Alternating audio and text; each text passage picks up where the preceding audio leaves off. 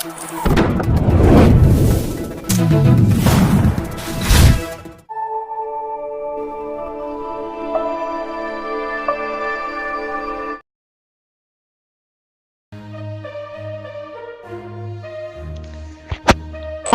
மாவட்டம் உடையார்பாளையம் தெற்கு தெருவில் அமைந்துள்ள அருள்மிகு ஸ்ரீ பச்சை காளியம்மன் சுவாமிக்கு ஜீரணோத்தாரண அஷ்டபந்தன மகா கும்பாபிஷேக விழா வெகு விமர்சையாக நடைபெற்றது.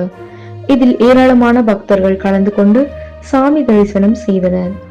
அரியலூர் மாவட்டம் உடையார்பாளையம் தெற்கு தெருவில் அமைந்துள்ள அருள்மிகு ஸ்ரீ பச்சை காளியம்மன் சுவாமிக்கு மகா கும்பாபிஷேக விழா வெகு விமர்சையாக நடைபெற்றது.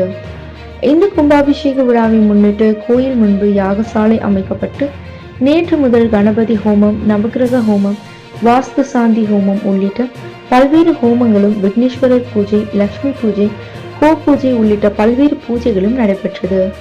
அதனைத் தொடர்ந்து முதல் கால யாக பூஜை நடைபெற்றது. அந்த நிலையில் இன்று இரண்டாம் கால யாக பூஜை நடைபெற்றது.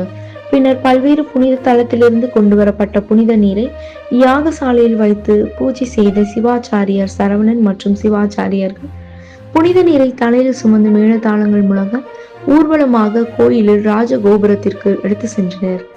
பின்னர் கோயில் கோபுரத்தை சுற்றி கருட பகவான் வட்டமிட ராஜகோபுர கலசத்தில் புனித நீரை ஊற்றி சிவாச்சாரியர் வேத மந்திரம் முழங்க கும்பாபிஷேகத்தை செய்து வைத்தனர்.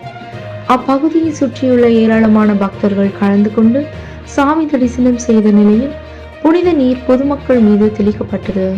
பின்னர் தீபாராதனை காட்டப்பட்டு கும்பாபிஷேகத்தில் கலந்து கொண்ட அனைவருக்கும் அன்னதானமும் அருள் பிரசாதமும் வழங்கப்பட்டது. அரியலூர் மாவட்ட செய்தியாளர் வேல்முருகன்.